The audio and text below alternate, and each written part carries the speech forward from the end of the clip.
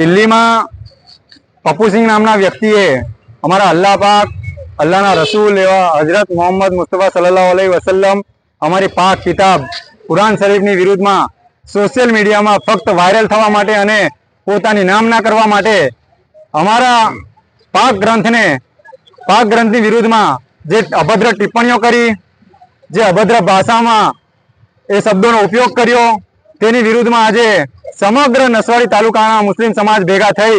અને નસવાડી પીઆઈ સાહેબને આવેદનપત્ર આપવામાં આવેલું છે કે આ પપ્પુસિંહ દ્વારા ભારતની જે અખંડતા અને પવિત્રતા છે કે હિન્દુ, મુસ્લિમ, શીખ, ઈસાઈ હમ સબ ભાઈ ભાઈ એ નારાને તોડવાનો પ્રયાસ કર્યો છે। એટલે આ પપ્પુસિંહને નસવાડી પોલીસ સ્ટેશનમાં બોલાવવામાં આવે અને એની વિરુદ્ધમાં તાત્કાલિક ધોરણે કાર્યવાહી કરવામાં આવે અને 0 નંબરથી એની એફઆઈઆર દાખલ કરવામાં આવે એવી માંગ કરવામાં આવી છે।